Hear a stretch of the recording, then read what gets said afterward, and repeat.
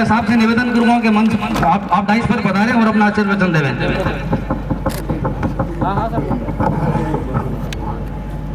Speaker साहब श्री जोशी जी, हमारे प्रभारी महासचिव श्री भाई अजय माकन जी, हरीश चौधरी जी राजस्व मंत्री,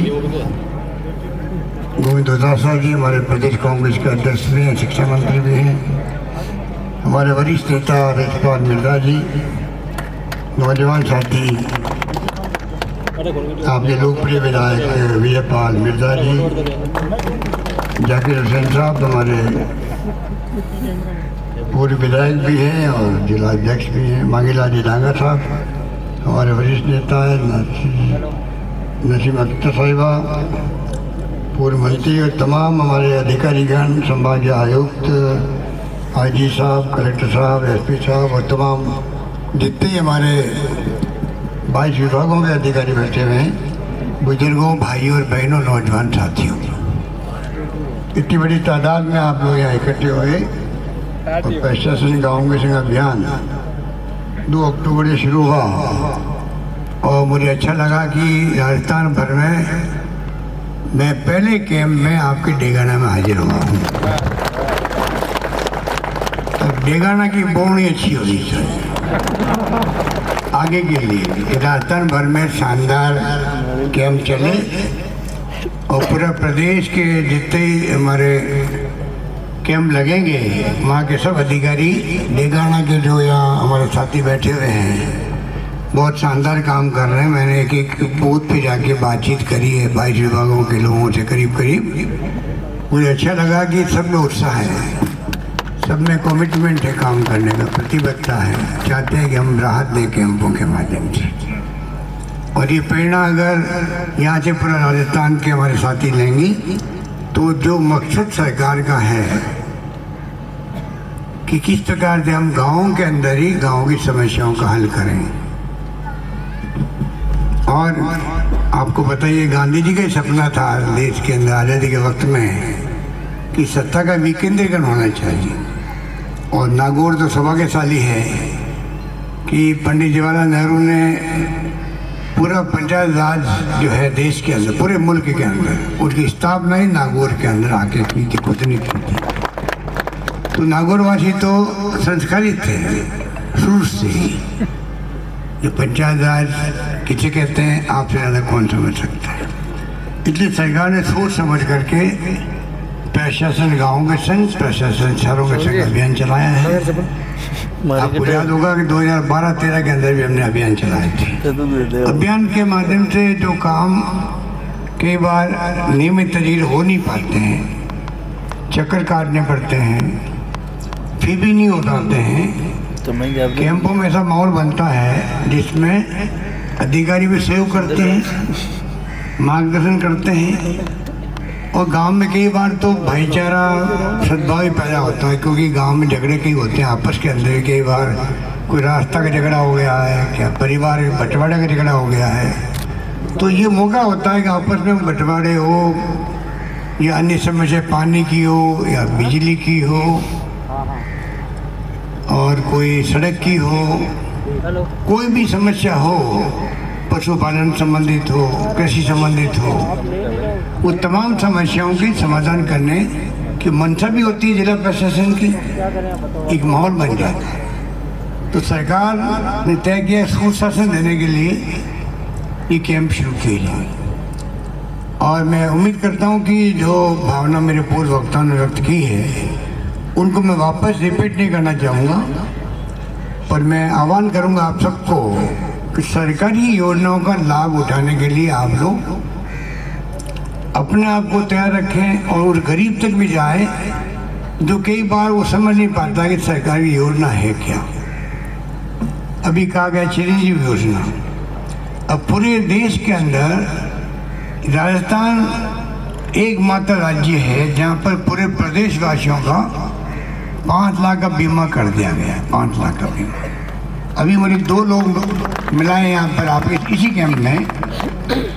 कैंप में 2 लोगों से मिलाया अभी, जिनके एक तो हार्ट का ओपन ऑपरेशन होगा, करीब 3-3.5 लाख रुपए उसके भी लगे, और एक कोई नस दब गई थी, उसके 2.5-3 लाख रुपए लगे।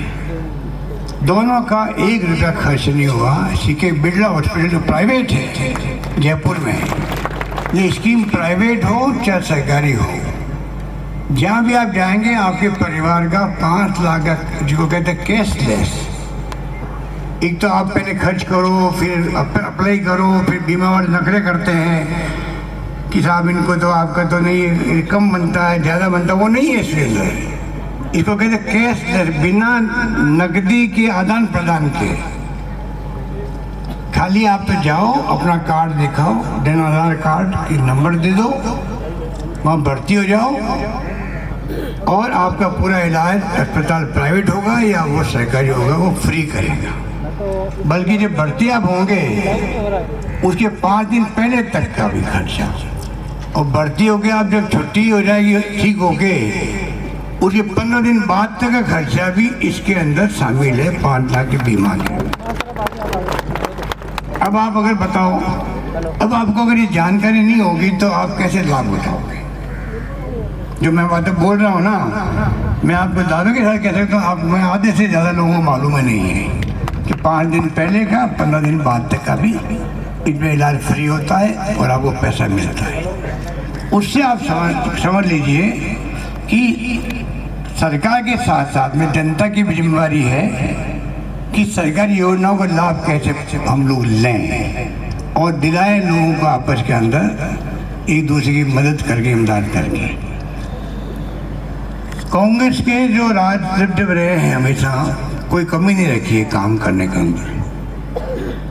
और अभी भी जब डॉक्टर मनमोहन सिंह जी और सोनिया गांधी जी की सरकार थी तब भी आप बताओ, जो नरेगा योजना चली है आपके गांव-गांव में, कानून पास करके योजना बनी है, कानून पास करके पार्लियामेंट के अंदर। अब सरकार चाहे किसी की भी हो, काम मांगने पे काम मिलना कंपल्सरी कर दिया गया, देना कलेक्टर के लिए। अगर नहीं दोगे तो घर बैठे उसको पैसा देना पड़ेगा। इतनी शानदार योजना है।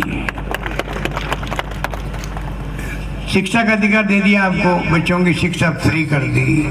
प्राइवेट स्कूल है वहाँ पे भी आपको मालूम है कि वहाँ पर भी एडमिशन, जो अच्छे प्रतिभावान बच्चे हैं वो प्राइवेट स्कूल में जाएंगे, उसकी भी फीस जो है सरकार भरेगी।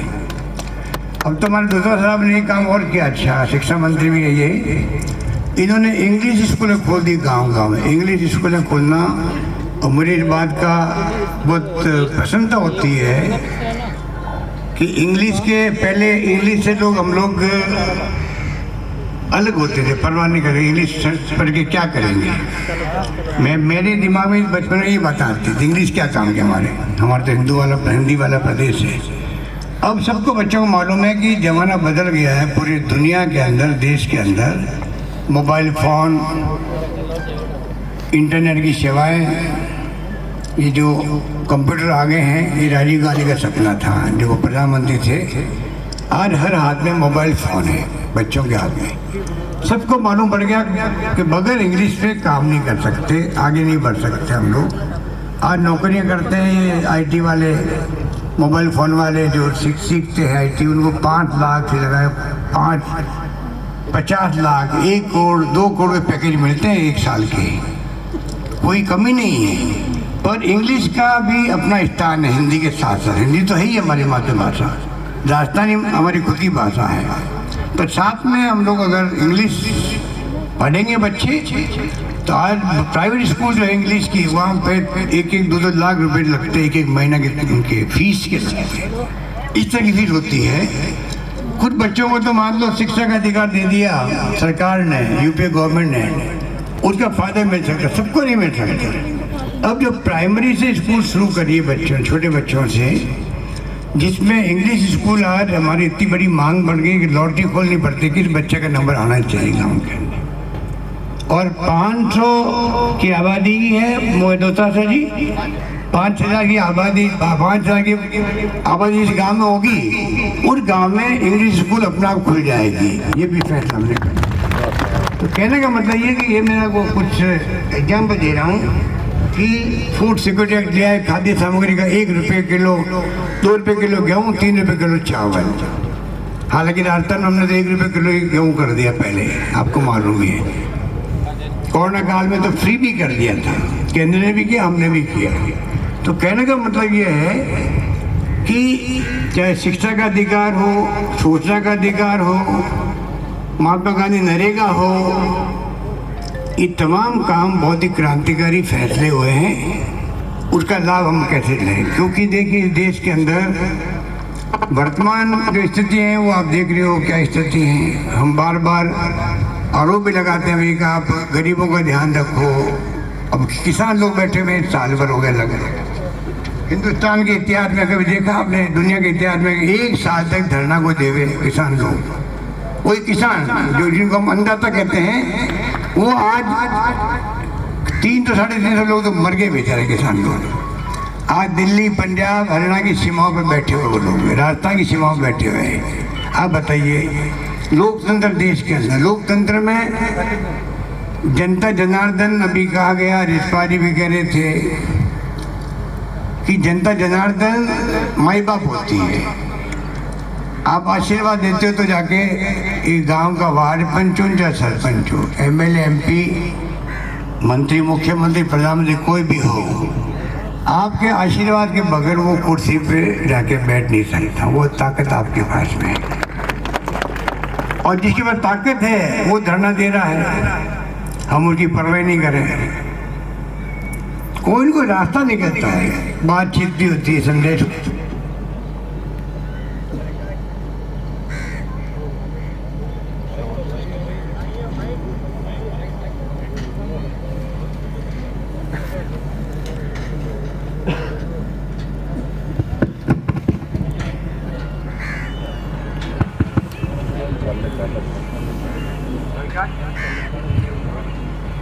सरकार की जिम्मेदारी होती है कि वो जनता को विश्वास में लेके कोई कोई फैसला करे। मैं इस मंच से माध्यम से मांग करना चाहूँगा केंद्र सरकार से, आपने अति कर दी है, अति कर दी।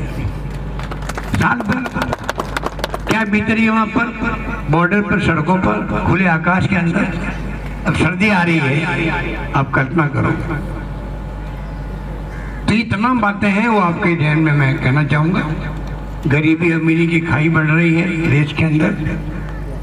कोरोना के अंदर भी जो गरीब था, मिडिल क्लास भी थी, छोटे व्यापारी भी था, सब तकलीफ में आ गए। जिनको तनख्वाह मिलती थी तनख्वाह आधी कर दी है प्रबंधकों ने, फैक्ट्रियों के अंदर भी, दुकानों के अंदर भी। सरकार, राजस्थान सरकार, आपके आशीर्वाद से हमने नाम कमाया पूरे देश में नहीं दुनिया के अंदर। राजस्थान का मैनेजमेंट सबसे अच्छा रहा। जान बचाने के अंदर भी इलाज, फ्री इलाज किया हम लोगों ने। अब तो बाहर के राज्यों के लोग यहाँ आते इलाज करवाने के लिए। राजस्थान का इतना अच्छा इलाज है, दवाएं फ्री कर दी हमने, टेस्ट पहले ही फ्री कर दिए थे, आपको मालूम 5 साल पहले ही सरकार दी हमारी, तब भी कर दिए थे। तो मैं आपसे अपील करना चाहूँगा कि हम सब मिलकर के राजस्थान के अंदर सब माहौल बनाएं कि राजस्थान तेज गति से आगे बढ़े। आज राजस्थान पिछले आज़ादी के बाद में तो ये रेगिस्तान के इलाके थे, पीने के पानी का संकट क्या होता था नागौर वालों को पता नहीं, यूथ नहीं। कुबड़ा पट्टी भी नागौर में कहलाती है।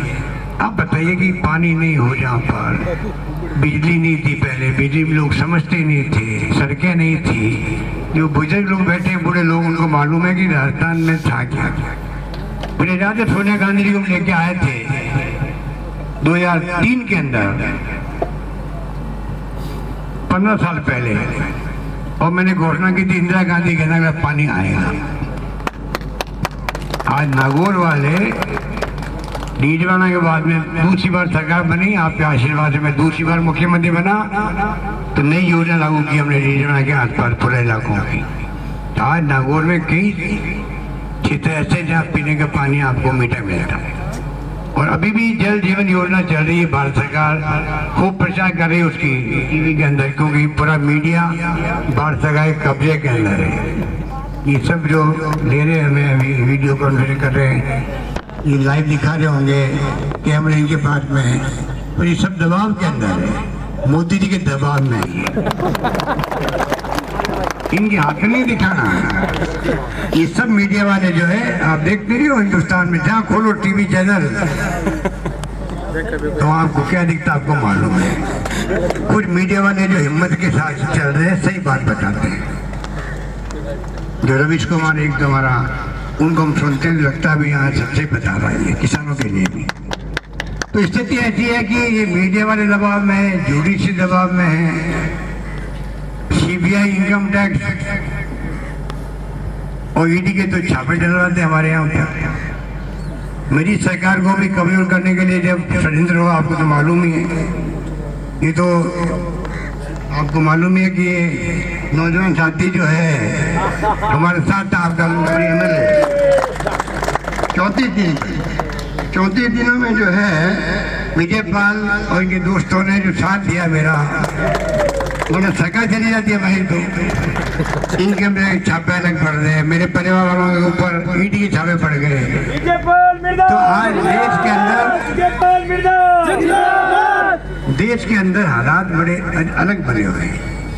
पर मैं चाहूंगा कि जो हमारे साथी बैठे हुए सब, ये हम लोग सब पब्लिक सर्वेंट हैं, हम लोग भी पब्लिक सर्वे में आते हैं। जब आप चुनाव करके भेजते हो, हम जनता के सेवक हैं, हम ट्रस्टी हैं जनता के। अधिकारी हो चाहे वो कर्मचारी हो, चाहे वो राजनीति में चुनाव नुमाइंदा हो, हमारी ड्यूटी है हम ट्रस्टी के रूप में आपकी सेवा करें और उसी रूप में हम लोग आपको राहत दे रहे हैं।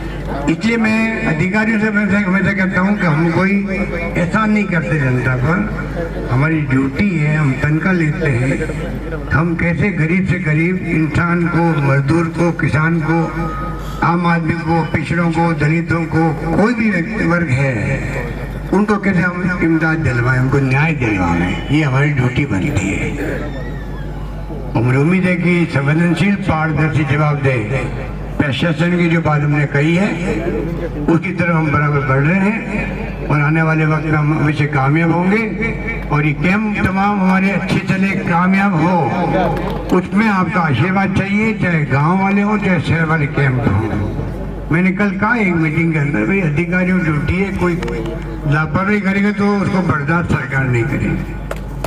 कलेक्टरों को कहा गया है, तमाम कलेक्टर साहबान को कहा गया कि आपकी जिम्मेवारी है, आप अपने जिले में पूरा कोऑर्डिनेट करें कैंपों को, शहर के कैंप या गांव के कैंप, लोगों को राहत दिलवाएं। और देखो जो अच्छा काम करे उसको रिवार्ड दिलवाने के लिए रिकमेंड करें, और जो काम नहीं कर रहा, निकम्मा भी है, जानबूझ करके उसको जो है पनिशमेंट मिलना चाहिए, वो बर्दाश्त नहीं करना चाहिए। इस रूप में हमने कल डायरेक्शन जारी किए हैं। संभागीय आयुक्त हो या पुलिस प्रशासन हो, सबकी ड्यूटी है कि कोरोना के अंदर एक छाप छोड़ दी राजस्थान वासियों ने। एक तो प्रदेश जनता ने भी, NGO ने, धर्म गुरुओं ने, पॉलिटिकल पार्टी के वर्कर्स ने, सबने मिलके, आम लोगों ने जो खाना खिलाया लोगों को, कोई भूखा नहीं सोएगा, मैंने कहा था, आपने उसको करके दिखा दिया, कोई भूखा नहीं सोया उस वक्त में। उसी रूप में कोरोना में आपस में खूब मदद करेंगे उससे। अभी आप देखिए कोई 15-20 लाख बच्चों ने एग्जाम दिया रीट का। ऐसा हिंदुस्तान में कहीं नहीं हुआ होगा कि बसें फ्री हमने की, रोडवेज की, कम पड़ गई, प्राइवेट बसों को हमने किराया कर लिया, बच्चों को फ्री बस उपलब्ध करवाई। साथ में हमने आह्वान किया कलेक्टर्स को, भाई आप NGO से बात करो।